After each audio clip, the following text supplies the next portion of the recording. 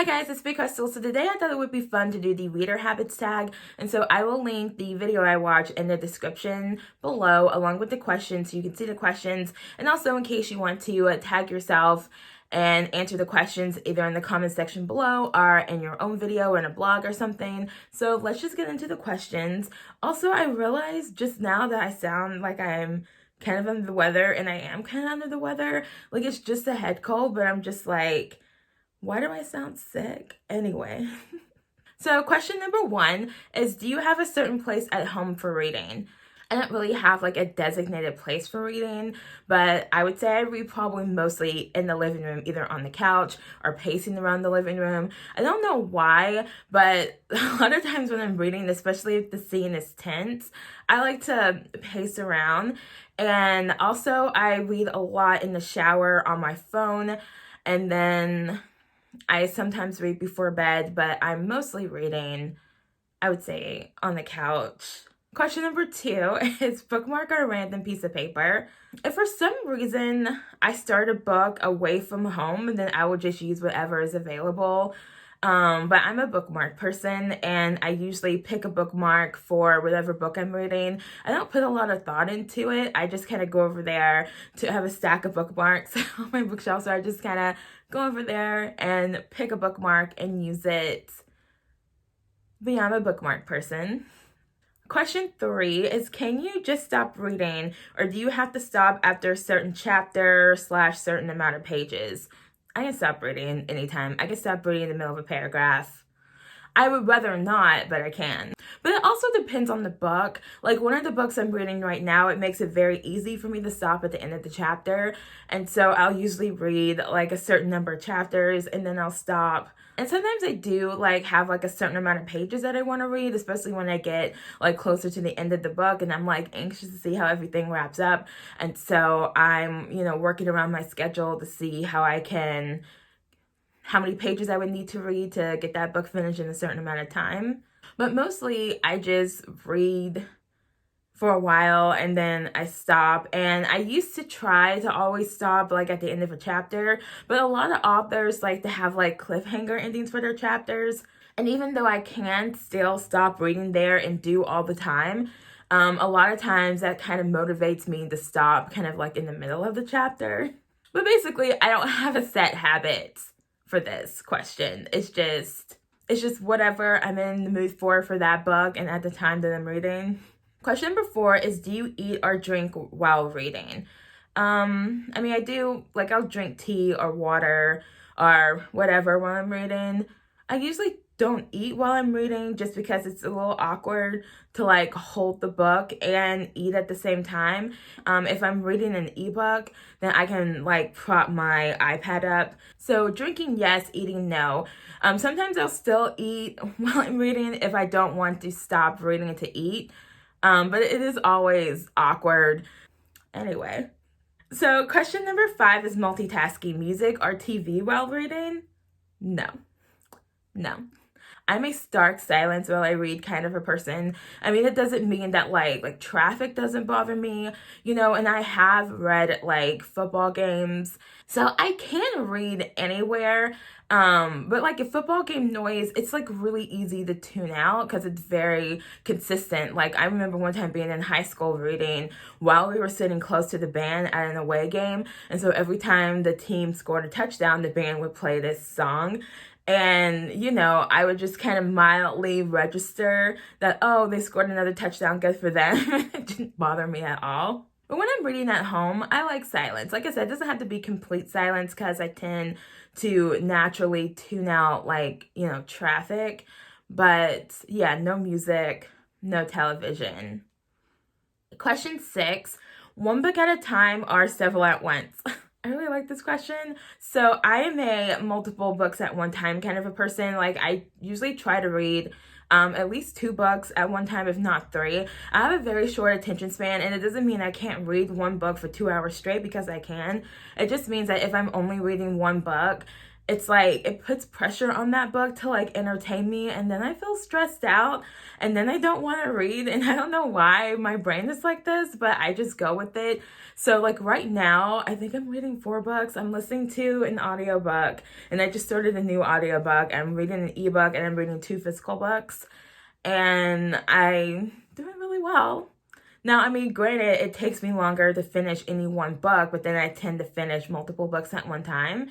And so it evens itself out. I think I actually even get through books a little bit faster this way. So question 7 is reading a book at home or everywhere. So I normally read at home. I will read a little bit at work, but I also tend to talk a lot at work. Sometimes, especially when the inside of Starbucks was closed and the line is like really, really long, I will read, like in a waiting room or in line at Starbucks if I can't go in. And I listen to audiobooks in the car. And then sometimes when I'm multitasking at home, but I mostly read at home. Okay, question number 8 is reading out loud or silently in your head. I do mostly read silently. Sometimes I'll read something out loud because I just really like the passage, or I kind of want to like act it out, and I'm like, oh, this is really exciting, listen to this. Sometimes I'll read aloud at the very beginning of a book if I'm having like a hard time getting into it. And if most of the time reading aloud helps, like I had to do that with the first Hunger Games book.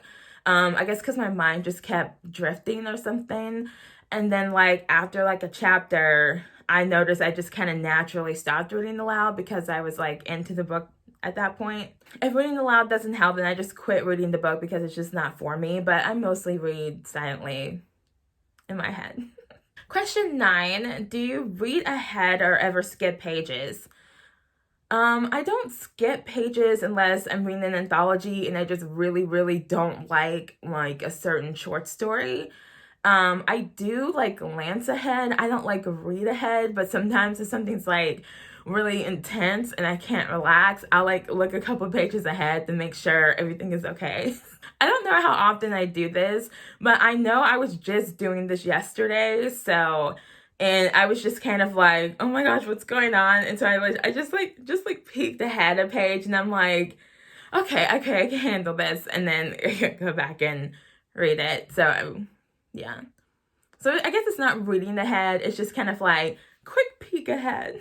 I don't do this with ebooks or audiobooks, but it's just so easy with a physical book to just take a quick peek so I can like calm down. We don't want to be stressed when we're reading. I mean, there's fun stress and then there's not fun stress anyway. Okay, question number 10 is breaking the spine or keeping it new. And I do break the spines. One of the books I'm reading now, it's kind of an awkward size. And so I don't want to read a book like this and I'm like turning my head to like read the words like in the crease of the book. So no, I would keep bending the spine until I can hold the book comfortably. Also with that book, as I keep reading and I get to, newer pages and pages where the spine isn't broken, I am continuing to break the spine as I read. And the first time I did it, I was like, oh, I'm not used to doing this. I'm not used to reading books they're that stiff or something. But after a while, I'm just like, nah, it's okay. I do like, new books, but I don't mind if the books look read after I've read them. I like that look. It's like, oh, look, I read it. And it has memories attached to it now. That said, I don't break the spine unnecessarily. If I don't have to break the spine, to hold the book open and read comfortably, then I don't. But I definitely have no qualms against breaking the spine. And the 11th question and the last question is, do you write in your books? Not really. I will occasionally, very occasionally, write in a book.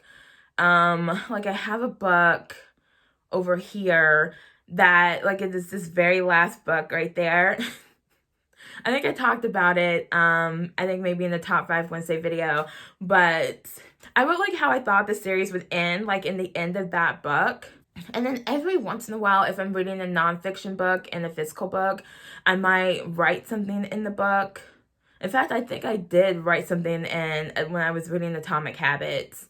I think I wrote something just to clarify it for myself, because I highlighted something and then like I wrote something. So yeah, if it's a nonfiction book, I will write in the book and highlight in the book. Not a whole lot, but a little bit. I mean, I might highlight a whole lot. I'll write a little bit. But like in a fiction book, if there's like a quote or something that I really like, I either take a picture of it and put it in a file of book quotes that so I could put it on my calendar. Because I have a custom calendar that I make every year, and I like to put quotes on there, so I collect quotes.